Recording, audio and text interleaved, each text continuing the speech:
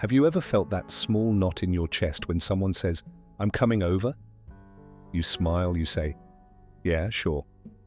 But inside, a quiet voice whispers, "There goes my peace." If you know that feeling, you're not strange. You're not rude. You're not broken. And today we're talking about the psychology behind why some people dislike having guests at their home, even when they genuinely care about the people visiting. For some people, having guests feels exciting. Laughter fills the room, energy rises, conversation flows. But for others, home means something much deeper. Home is not entertainment, home is not social, home is safety. It is the only place where you stop performing, the only place where your shoulders drop, the only place where your mind stops scanning, adjusting, and pleasing. So when someone enters that space, even someone you love, something changes. The silence breaks, the air feels different.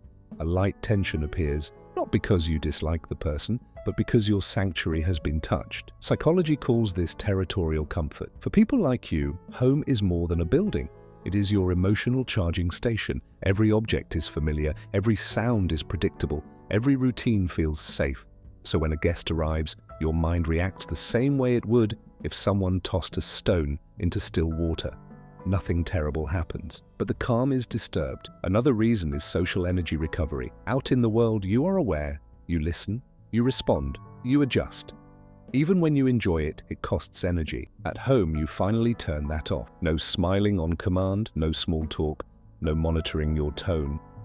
You just exist. When a guest comes over, that switch flips back on, and that quiet mental effort drains you slowly, like a battery losing charge in the background. Here's something most people never admit. Some of the kindest, warmest, most caring people feel deep relief the moment a guest leaves, not because they are heartless, not because they are antisocial, but because silence feels like oxygen. Psychologists say these people usually have strong emotional boundaries. They don't hate people, they don't avoid connection, they simply protect the spaces that keep them stable. To them, home is not a stage. Home is not a performance. Home is who they are when nobody is watching.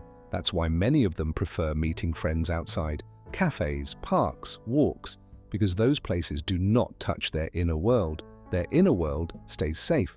For some people, this pattern also comes from childhood.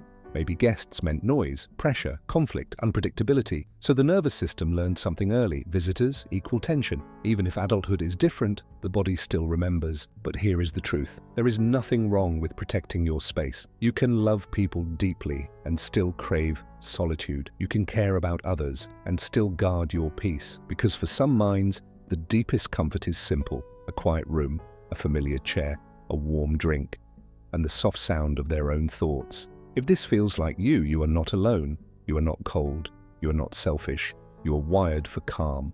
Tell me, do you feel this way too?